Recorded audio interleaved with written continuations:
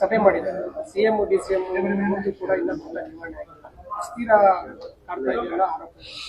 ನೋಡಿ, ಕಾಂಗ್ರೆಸ್ ಸರ್ಕಾರ ಬಂದಾಗಿನಿಂದ ಕೂಡ ಕರ್ನಾಟಕ ರಾಜ್ಯದಲ್ಲಿ ಮೊದಲನೇದು ಭ್ರಷ್ಟಾಚಾರ ತಾಂಡ ಆಡ್ತಾ ಇದೆ.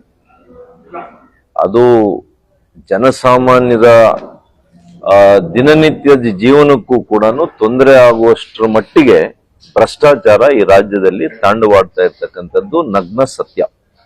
ನಂಬರ್ 1. ನಂಬರ್ 2, ಪ್ರತಿ ದಿವಸ ರಾಜಕೀಯ ಅಸ್ಥಿರತೆ. ಇಷ್ಟು ದೊಡ್ಡ ಮ್ಯಾಂಡೇಟ್ ಅನ್ನ ಕರ್ನಾಟಕ ರಾಜ್ಯದಲ್ಲಿ ಜನತೆ ಕೊಟ್ಟಿದ್ದಾರೆ ಇವರಿಗೆ, ಕಾಂಗ್ರೆಸ್ ಸರ್ಕಾರಕ್ಕೆ. 136 ಕೊಟ್ಟರು, ಈಗ ಇನ್ನೊಂದು 3 ಜಾಸ್ತಿ ಆಗಿದೆ.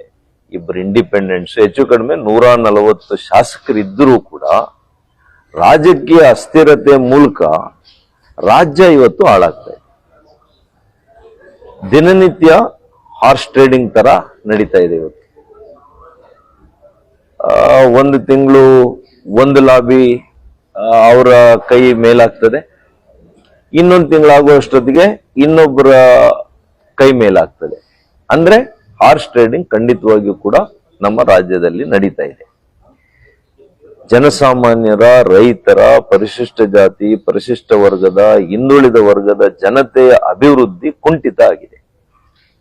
ಯಾರಿಗೋಸ್ಕರ ಕಾಂಗ್ರೆಸ್ಸೇ ಪರಿಹಾರ, ಕಾಂಗ್ರೆಸ್ನಿಂದ ಮಾತ್ರ ಈ ವರ್ಗಗಳಿಗೆ ನ್ಯಾಯ ಸಿಗ್ತದೆ ಅಂತ ಹೇಳಿ ಅಧಿಕಾರಕ್ಕೆ ಬಂದಂತ ಸರ್ಕಾರ ಇವತ್ತು ಅವ್ರಿಗೇನೆ ದೊಡ್ಡ ಅನ್ಯಾಯವನ್ನ ಮಾಡ್ತಾ ಇದ್ದಾರೆ. ಹಾಗಾಗಿ ಇವತ್ತು ಯಾವುದು ಅಭಿವೃದ್ಧಿಗೆ ಹಣ ಇಲ್ಲ, ಯಾವಾಗ್ಲೂ ಕೂಡ ಕೇಂದ್ರ ಸರ್ಕಾರದ ಕಡೆ ಬೊಟ್ ಮಾಡುವಂಥದ್ದು, ತೆರಿಗೆಯಲ್ಲಿ ಕಡಿಮೆ. ಇವತ್ತು UPA ಸರ್ಕಾರಕ್ಕೆ ಹೋಲಿಕೆ ಮಾಡಿದ್ರೆ ಒಂದೇ ಒಂದು ಇಲಾಖೆ ಹೇಳ್ಬೇಕಂದ್ರೆ ನಿಮಗೆ ರೈಲ್ವೆ ಇಲಾಖೆ ಬಹಳ ಇಂಪಾರ್ಟೆಂಟ್ ಇಲಾಖೆ. 10 ಪಟ್ಟು ಹೆಚ್ಚು ಹಣವನ್ನ ನಾವು ಕೇಂದ್ರ ಸರ್ಕಾರ ಇವತ್ತು ಕೊಡ್ತಾ ಇದೆ. ಇವತ್ತು ಒಂದೇ ಒಂದು ಹೆಣ್ಣು ಮಕ್ಕಳಿಗೆ ಇವತ್ತು ಸರ್ವೈಕಲ್ ಕ್ಯಾನ್ಸರ್ಗೆ ಒಂದು ವ್ಯಾಕ್ಸಿನ್ಗೆ 2 ಡೋಸ್ 3 ಡೋಸ್ ಕೊಡ್ಬೇಕಾಗಿತ್ತು. ಅದ ಕಾಸ್ಟ್ ಏನಿಲ್ಲ ಅಂದ್ರೂ 5,000 ರಿಂದ 6,000 ರೂಪಾಯಿ ಒಬ್ಬರಿಗೆ ಆಗ್ತಾ ಇದೆ ತಗುಲುವ ವೆಚ್ಚ. ಅಂಥದ್ದನ್ನ ಇವತ್ತು ಮಾನ್ಯ ನರೇಂದ್ರ ಮೋದಿಜಿಯವರು ಯಾವುದೇ ಕಾರಣಕ್ಕೂ ನಮ್ಮ ಹೆಣ್ಣು ಮಕ್ಕಳ ಆರೋಗ್ಯದ ಹಿತದೃಷ್ಟಿಯಿಂದ ಆ ವ್ಯಾಕ್ಸಿನ್ ಅನ್ನ ಉಚಿತವಾಗಿ ಕೊಡುವಂತ ಕಾರ್ಯಕ್ರಮ ಮಾಡಿದ್ದೀವಿ. 1 ರೂಪಾಯಿ ಯಾವುದೂ ಇಲ್ಲ, ರಾಜ್ಯ ಸರ್ಕಾರದ 1 ರೂಪಾಯಿ ಇಲ್ಲ. ಹೀಗೆ ಯೋಜನೆಗಳಿಗೆ ಹಣವನ್ನ ಸೆಪರೇಟ್ ಆಗಿ ಕೊಡ್ತಾ ಇದ್ದಾರೆ, ಯೋಜನೆಗಳನ್ನ ರೂಪಿಸ್ತಾ ಇದ್ದಾರೆ. ಜೊತೆಗೆ ಡೆವಲ್ಯೂಷನ್ ಫಂಡ್ ಅನ್ನ ಅತಿ ಹೆಚ್ಚು ಇಲ್ಲಿವರೆಗೂ ಏನ್ ಕೊಟ್ಟಿದ್ದಾರೆ ಅದಕ್ಕಿಂತ ಅತಿ ಹೆಚ್ಚು ಹಣವನ್ನ ಇವತ್ತು ಕರ್ನಾಟಕ ರಾಜ್ಯಕ್ಕೆ ಕೊಟ್ಟಿದ್ದಾರೆ. ಇಷ್ಟು ಕೊಟ್ಟರೂ ಕೂಡ ಕೇಂದ್ರ ಸರ್ಕಾರದ ಜೊತೆ ಸಮನ್ವಯತೆಯನ್ನ ಇಟ್ಕೊಂಡು ರಾಜ್ಯದ ಅಭಿವೃದ್ಧಿ ಮಾಡೋ ಬದಲು ಸಂಘರ್ಷದ ಹಾದಿಯಲ್ಲಿ ಹೋಗಿದ್ದಾರೆ. ಸಂಘರ್ಷದ ಹಾದಿ ಹೋಗಿ ಏನ್ ಮಾಡಿದ್ದಾರೆ, ಇವರು ರಾಜಕಾರಣದ ತೆವಲಿಗೆ ಕರ್ನಾಟಕದ ರಾಜ್ಯದ ಅಭಿವೃದ್ಧಿಯನ್ನ ಹಾಳು ಮಾಡಿದ್ದಾರೆ. ಈಗ ನಾಡದ್ದು ಚಿಕ್ಕಬಳ್ಳಾಪುರ ವಿಚಾರವಾಗಿ ಚಿಕ್ಕಬಳ್ಳಾಪುರ ಬಂದ್ಗೆ ಕರೆ ಕೊಟ್ಟಿದ್ದಾರೆ. ಬಿಜೆಪಿ ಮುಖಂಡರಾದಂತ ಸಂದೀಪ್ ರೆಡ್ಡಿ ಅವರು ಕರೆ ಕೊಟ್ಟಿದ್ದಾರೆ. ಇದಕ್ಕೆ ನಿಮ್ಮ ಬೆಂಬಲ ಇಲ್ಲ. ಒಂದು ತಮ್ಗೆ ಹೇಳ್ಬೇಕು ಅಂದ್ರೆ ಈ ವಿಷಯದಲ್ಲಿ ಭಾರತೀಯ ಜನತಾ ಪಕ್ಷದ ಅಧಿಕೃತ ಹೋರಾಟ ಅಲ್ಲ ಇದು. ಯಾಕೆಂದ್ರೆ ಹಂಗಿದ್ದಿದ್ರೆ ನನಗೆ ಜಿಲ್ಲಾಧ್ಯಕ್ಷರು ಹೇಳಿರೋರು, ಇಲ್ಲ ರಾಜ್ಯಾಧ್ಯಕ್ಷರಾದ್ರೂ ಹೇಳಿರೋರು. ಇದು ಯಾರೋ ಕೆಲವು ಸಂಘ ಸಂಸ್ಥೆಗಳು ಮತ್ತು ಇಂಡಿವಿಜುವಲ್ಸ್ ಯಾರಾದ್ರೂ ಮಾಡ್ತಾ ಇರ್ಬೋದು, ಗೊತ್ತಿಲ್ಲ. ಆದ್ರೆ HN valley, KC valley, Vrishabhavathi valley ಇದ್ರ ಬಗ್ಗೆ ಕೆಲವು ವಿಷಯಗಳನ್ನ ರಾಜ್ಯದ ಜನತೆ, ವಿಶೇಷವಾಗಿ ಬೆಂಗಳೂರು ಗ್ರಾಮಾಂತರ, ಚಿಕ್ಕಬಳ್ಳಾಪುರ, ಕೋಲಾರ ಜಿಲ್ಲೆಯ ರೈತರಿಗೆ, ಜನಸಾಮಾನ್ಯರಿಗೆ ಹಂಚ್ಕೊಳ್ಳಿಕ್ಕೆ ನಾನು ಬಯಸ್ತೇನೆ.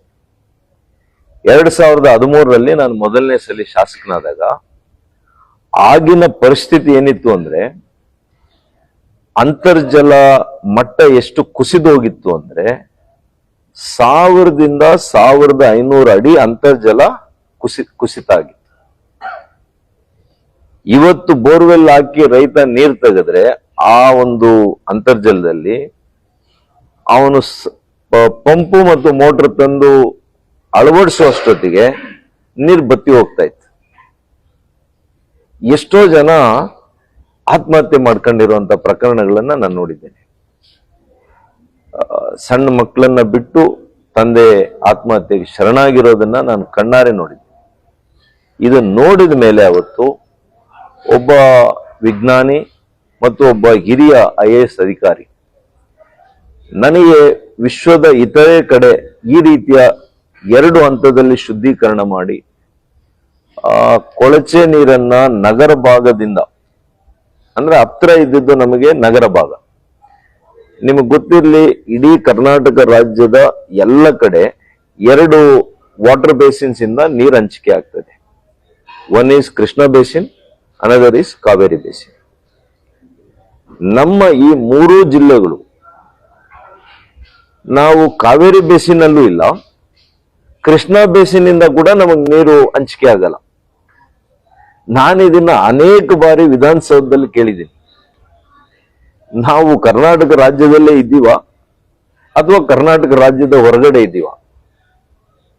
ಯಾವ ಸರ್ಕಾರಗಳು ಕೂಡ ಇಲ್ಲಿವರೆಗೂ ಕೂಡ ಈ ಭಾಗದ ಜನರಿಗೆ, ರೈತರಿಗೆ ಶಾಶ್ವತವಾಗಿರ್ತಕ್ಕಂಥ ಒಳ್ಳೆಯ ನೀರನ್ನ, ಶುದ್ಧ ನೀರನ್ನ ಕೊಡುವಂತ ಕೆಲಸ ಮಾಡಲಿಲ್ಲ. ಆಗ ನಾನೇನ್ ಮಾಡಿದೆ, 2014ರಲ್ಲಿ ಮಾನ್ಯ KH ಮುನಿಯಪ್ಪನವರು ಅಂದು ಸಂಸದರಿದ್ರು, ನಾನು ಕಾಂಗ್ರೆಸ್ನಲ್ಲಿದ್ದೆ. ಆಗ ಮಾನ್ಯ ಸಿದ್ದರಾಮಯ್ಯನವ್ರ ಹತ್ರ ಮುಖ್ಯಮಂತ್ರಿಗಳಾಗಿದ್ರು. ಅವರಿಗೆ ನಾನು ಈ ರೀತಿಯ ಒಂದು ಪ್ರಾಜೆಕ್ಟ್ ಅನ್ನ ಹೇಳಿದಾಗ ಅವರು ಖಂಡಿತವಾಗಿಯೂ ಕೂಡ ನಮಗೆ ಸಹಕಾರ ಕೊಟ್ಟಿದ್ದಾರೆ, ನಾನಿಲ್ಲ ಅಂತ ಹೇಳೋದಿಲ್ಲ.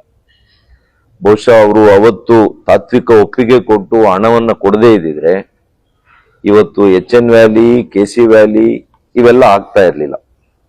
ಇವತ್ತು ಆ ಸಂದರ್ಭದಲ್ಲೇ ನಮ್ಮ ಜಿಲ್ಲೆಯಲ್ಲಿ 65 ಕೆರೆಗಳಿಗೆ ನೀರನ್ನು ತುಂಬಿಸುವಂತ ಕೆಲಸ ಮಾಡಿದ್ವಿ. ಅದರಿಂದ ಏನಾಗಿದೆ ಅಂತಂದ್ರೆ, ಇವತ್ತು 1500 ಅಡಿ ಅಂತರ್ಜಲ ಕುಸಿದಿದ್ದರಿಂದ ಅಲ್ಲಿಂದ ಇವತ್ತು ಎಲ್ಲಿಗೆ ಬಂದಿದೆ ಅಂತರ್ಜಲ?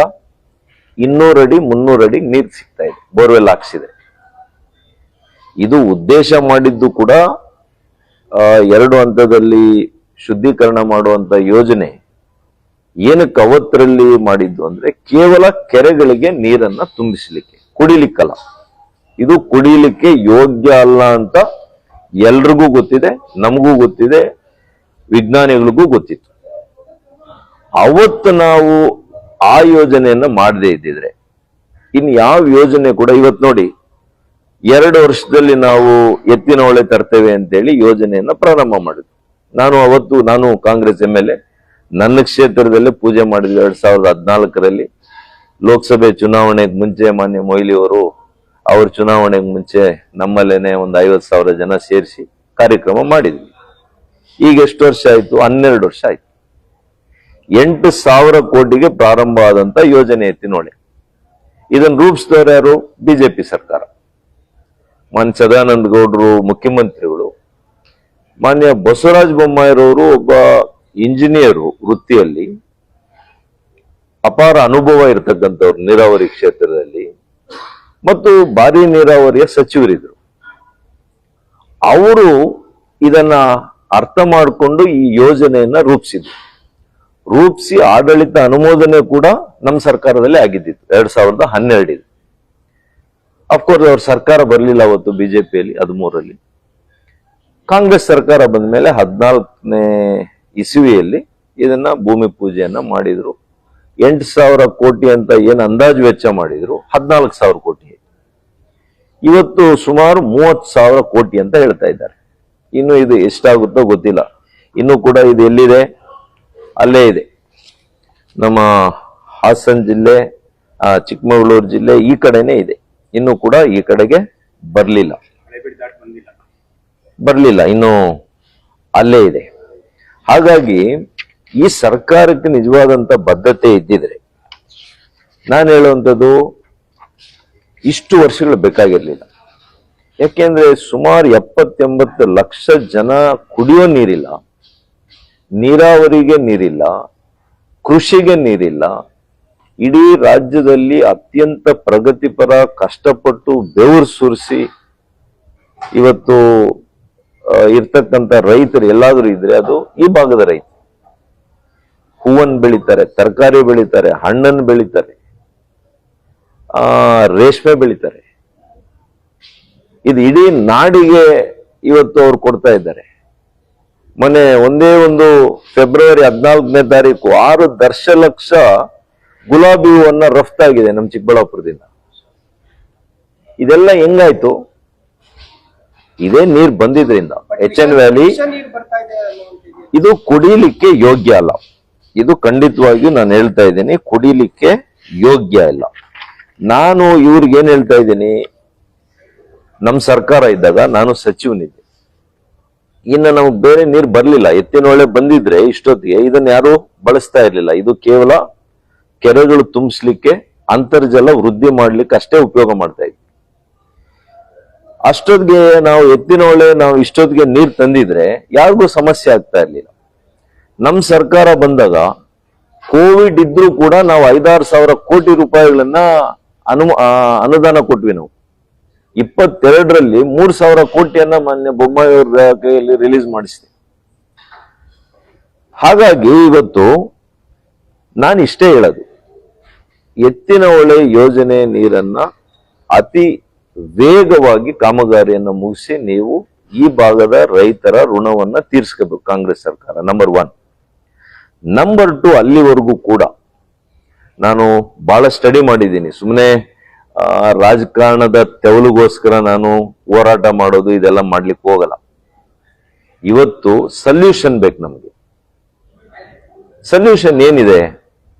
2 ಹಂತದಲ್ಲಿ ನೀವು STP ಮೂಲಕ ನೀರು ಏನ್ ಬಿಡ್ತಾ ಇದ್ದೀರಿ, ಇದು ಕೂಡ ಸರಿಯಾಗಿ ಇವತ್ತು ಸಂಸ್ಕರಣೆ ಆಗ್ತಾ ಇಲ್ಲ ಅಂತೇಳಿ ದೂರುಗಳಿದೆ. ಇದನ್ನು ಗಟ್ಟಿಯಾಗಿ ನೀವು BWSSB ಅಧಿಕಾರಿಗಳಿಗೆ ಹೇಳಿ, PCB ಅಧಿಕಾರಿಗಳಿಗೆ ಹೇಳಿ, ಪ್ರತಿನಿತ್ಯ ನೀವು ಸ್ಯಾಂಪಲ್ಸ್ ಅನ್ನ ತಗೊಂಡು ಸೆಕೆಂಡರಿ ಟ್ರೀಟ್ಮೆಂಟ್ ಪ್ಲಾಂಟ್ ಸರಿಯಾಗಿ ಆಗ್ತಾ ಇದೆಯಾ ಸಂಸ್ಕರಣೆ ಅನ್ನೋದು ನೋಡ್ಬೇಕು. ಇದಕ್ಕೆ ಟರ್ಷರಿ ಟ್ರೀಟ್ಮೆಂಟ್ ಪ್ಲಾಂಟ್ ಅನ್ನ ಅಳವಡಿಸಬೇಕು.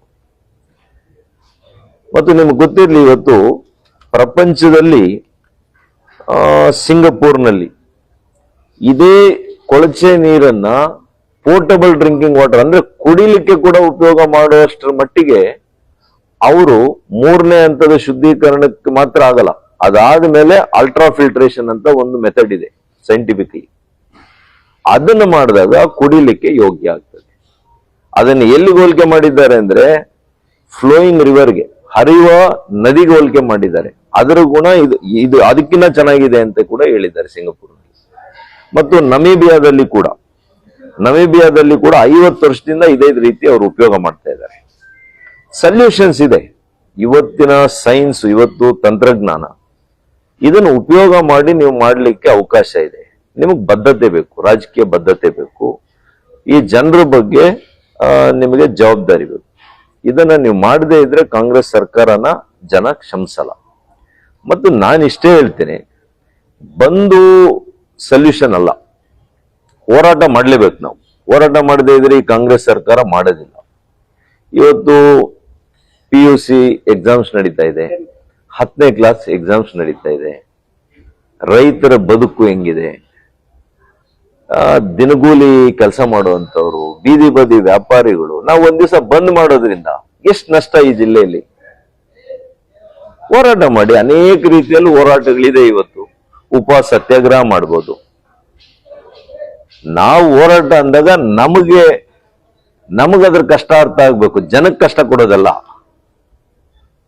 ನಾವು ಕಷ್ಟ ಅನುಭವಿಸೋಣ, ಹೋರಾಟಗಾರರು ಕಷ್ಟಪಡೋಣ, ಜನರಿಗೆ ಕಷ್ಟ ಕೊಡೋದು ಬೇಡ, ಜನಸಾಮಾನ್ಯರಿಗೆ ಅದರಿಂದ ತೊಂದರೆ ಆಗೋದು ಬೇಡ, ನಷ್ಟ ಆಗೋದು ಬೇಡ. ನಿಮ್ಮಿಂದ ಈಗ ಬೆಂಬಲ ಇಲ್ಲ ಅಂತೀರಾ ಸರ್? ಯಾವುದಕ್ಕೆ? ನಾನ್ ಬಂದಿಗೆ ಖಂಡಿತ, ನಾವಾಗ್ಲಿ ಭಾರತೀಯ ಜನತಾ ಪಕ್ಷ ಆಗ್ಲಿ ಬಂದಿಗೆ, ನಮ್ಮ ಜಿಲ್ಲಾಧ್ಯಕ್ಷರು ನಾನು ಮಾತಾಡಿದ್ದಾರೆ, ಯಾವುದೇ ಕಾರಣಕ್ಕೂ ಇದಕ್ಕೆ ನಾವು ಬೆಂಬಲ ಕೊಡೋದಿಲ್ಲ.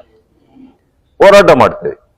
ಹೋರಾಟ ಹೆಂಗ್ ಮಾಡ್ತೇವೆ? ಪಾದಯಾತ್ರೆ ಮಾಡ್ತೇವೆ. ಈಗಾಗಲೇ ನಾನು ಘೋಷಣೆ ಮಾಡಿದ್ದೆ, ಇಡೀ 3 ಜಿಲ್ಲೆಗಳಲ್ಲಿ ನಾನು ಪಾದಯಾತ್ರೆ ಮಾಡ್ತೇನೆ.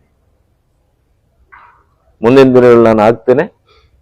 ಪ್ರತಿ ಹಳ್ಳಿಗೆ ನಾನು ಭೇಟಿ ಕೊಟ್ಟು ಜನರಿಗೆ ಯಾವ ರೀತಿ ಇದಾಗ್ತಾ ಇದೆ, ಏನ್ ಮಾಡಬೇಕು ಅನ್ನೋಂತ ಅರಿವನ್ನ ಮೂಡಿಸುವಂತ ಕೆಲಸ ನಾನು ಮಾಡ್ತೇನೆ ಮುಂದಿನ ದಿನಗಳಲ್ಲಿ. ಹಾಗಾಗಿ ಇಷ್ಟನ್ನೇ ನಾನು ಬಯಸ್ತೇನೆ.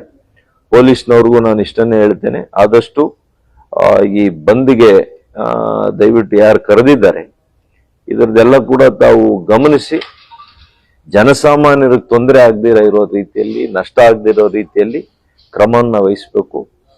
ನಮ್ಮ ಪಕ್ಷದ ಕಾರ್ಯಕರ್ತರು ಮುಂದಿನ ದಿನಗಳಲ್ಲಿ ಈ ವಿಷಯದಲ್ಲಿ ಹೋರಾಟಕ್ಕೆ ನಾವೆಲ್ಲ ಕೂಡ ಮುಂದಾಗೋಣ ಅಂತ ಈ ಸಂದರ್ಭದಲ್ಲಿ ಹೇಳಲಿಕ್ಕೆ ಬಯಸ್ತೇನೆ. ನೀವೇನು